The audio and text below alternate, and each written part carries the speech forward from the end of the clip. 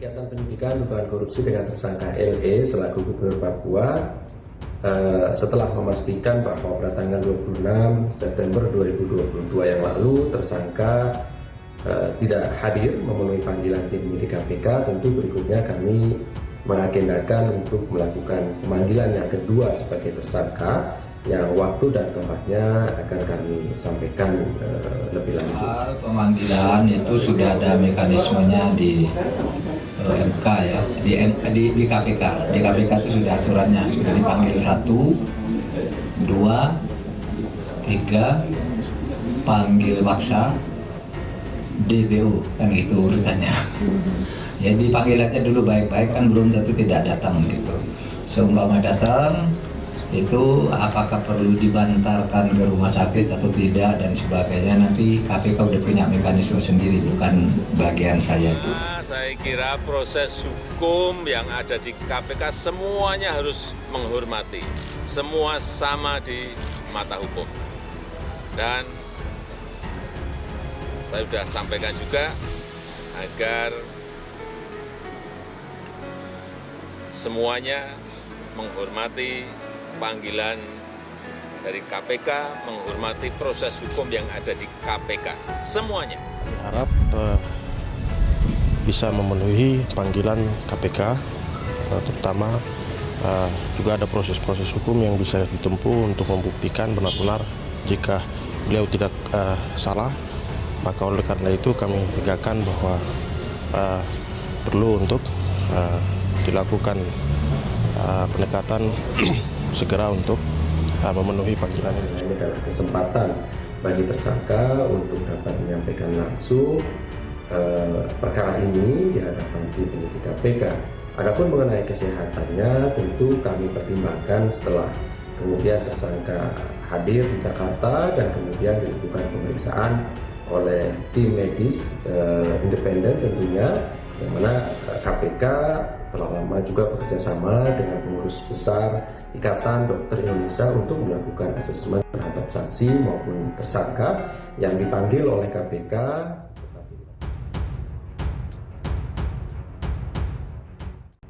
Maki kasus Gubernur Papua Lukas NMB murni soal hukum. Koordinator Masyarakat Anti Korupsi Bonyamin Saiman menilai kasus Gubernur Papua Lukas NMB murni pelanggaran hukum. Menurutnya tidak ada kaitannya dengan kepentingan politik. Bonyamin yakin Komisi Pemberantasan Korupsi punya cukup bukti untuk menetapkan Lukas sebagai tersangka. Menurut Bonyamin, kalau pihak Lukas tidak terima atau merasa ada yang janggal dari proses hukum di KPK karena langsung penetapan tersangka tanpa pemeriksaan saksi, maka jalan terbaik adalah mengajukan pra-peradilan. KPK menetapkan Lukas NMB sebagai tersangka kasus dugaan gratifikasi 1 miliar rupiah terkait proyek di pemerintahan Provinsi Papua. Sedangkan Pusat Pelaporan dan Analisis Transaksi Keuangan membongkar dugaan penyimpangan dan pengelolaan uang Lukas NMB yang tidak wajar. Salah satunya setoran tunai dari Lukas yang diduga mengalir ke kasino judi dengan nilai 560 miliar rupiah. Bonyamin yakin KPK berpengalaman menghadapi tudingan seperti tuduhan motif politik tersebut. Masyarakat pasti mendukung KPK untuk segera menuntaskan perkara korupsi jika bukti-bukti sudah cukup. Dia menduga pihak tertentu yang menuding motif politik di balik kasus Lukas hanya untuk mengulur waktu, menjadi polemik di masyarakat dan berharap mendapatkan dukungan. Songsong 2024, ada Ridwan Kamil dan Ganjar di posisi puncak. Kandidat pemimpin bangsa pada suksesi Pilpres 2024 mengerucut pada nama Ridwan Kamil dan Ganjar Pranowo. Berdasar hasil survei Poltreking yang digelar 1-7 Agustus 2022, elektabilitas Ridwan Kamil teratas untuk posisi Cawapres, sementara Ganjar Pranowo Capres terkuat.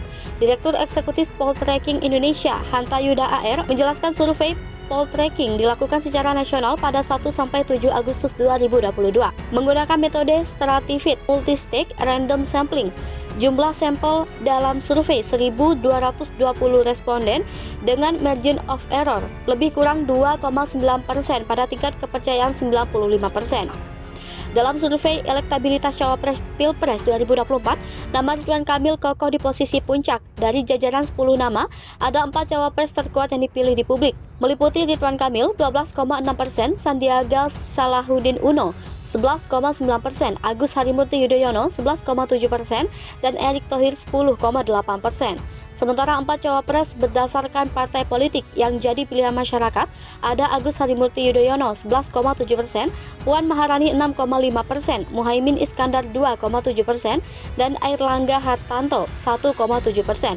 Untuk pilihan Capres 2024, nama Ridwan Kamil juga moncer dengan raihan 3,9%, mengalahkan Erick Thohir 2,8%, Sandiaga Salahuddin Uno 2,4%, Puan Maharani 2,2%, Kofifa Indar Parawansa 2,2%, serta Airlangga Hartarto 1,7%, Ganjar Pranowo teratas 26,6%. Ridwan Kamil merupakan pemenang Pilgub Jabar 2018, sebelumnya jebolan arsitektur ITB itu mengemban amanah sebagai wali kota Bandung. Sederet prestasi diraih Ridwan Kamil selama memimpin. Di antaranya mampu melewati krisis puncak pandemi COVID-19 dengan baik, sukses meluncurkan aplikasi Pikobar yang memudahkan masyarakat dalam pemeriksaan gejala dini infeksi virus corona. Tercatat pula selama dipimpin Ridwan Kamil, Pemprov Jabar berhasil meraih 345 penghargaan, baik nasional maupun internasional. Anak asli Papua sebut Lukas NMB habiskan uang rakyat, tak pantas jadi pemimpin. Pejabat Gubernur Papua Barat Paulus Waterpauw menyebut Gubernur Papua Lukas NMB tidak pantas jadi pemimpin. Untuk itu, ia meminta agar tersangka kasus korupsi di KPK itu mundur dari jabatannya. Sebagai anak Papua, Paulus merasa malu melihat kelakuan Lukas. Selain menjadi tersangka kasus korupsi, Lukas juga disebut telah bikin malu masyarakat Papua setelah kedapatannya foya-foya di tempat kasino di luar negeri. Menurutnya, Lukas tengah memperlihatkan gaya hedonnya dari uang rakyat. Oleh sebab itu, Paulus meminta kepada Lukas untuk menanggalkan jabatannya sebagai gubernur Papua daripada nantinya harus ditangkap KPK dengan status kepala daerah. Ia kemudian menjelaskan kalau permintaannya itu murni berasal dari dirinya sebagai putra Papua. Sebelumnya, Pusat Pelaporan dan Analisis Transaksi Keuangan telah membekukan atau memblokir transaksi keuangan tersangka suap Gubernur Papua Lukas NMB. Semua yang diblokir itu ada di 11 penyedia jasa keuangan senilai 71 miliar rupiah. Kepala PPATK Ivan Yustiavandana mengatakan transaksi keuangan di 11 penyedia jasa keuangan yang diblokir seperti perbankan dan asuransi. Diungkapkan mayoritas transaksi di 11 penyedia jasa keuangan dilakukan anak Lukas NMB. Dalam kasus suap yang menjerat Lukas NMB, PPATK telah berkoordinasi dengan Komisi Pemberantasan Korupsi sebanyak 12 analisis transaksi keuangan Lukas NMB dari periode 2017 hingga saat ini diserahkan ke KPK. Hasilnya ditemukan transaksi perjudian yang dilakukan Lukas NMB senilai 560 miliar rupiah ke kasino 2 negara.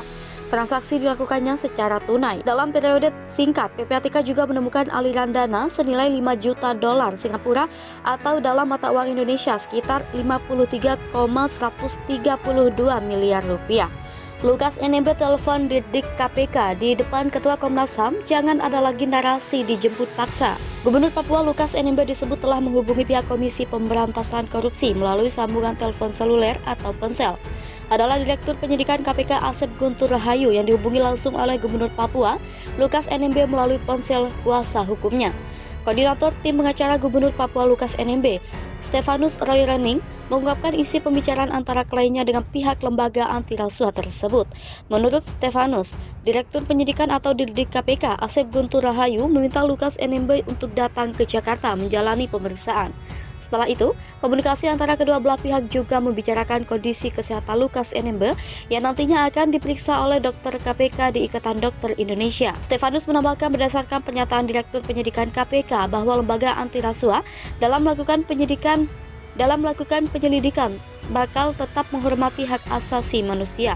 Karena adanya jaminan tersebut, Stefanus pun meminta kepada sejumlah pihak untuk tidak lagi mengeluarkan pernyataan atau narasi yang menyebut bahwa Gubernur Papua dijemput paksa.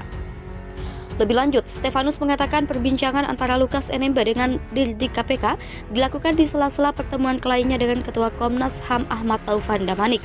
Ketika ditanya tentang pertemuan dengan Ketua Komnas HAM yang bertempat di rumah pribadi Gubernur Lukas NMB di Koya, Kota Jayapura, Stefanus menuturkan bahwa kliennya menyatakan sedang sakit.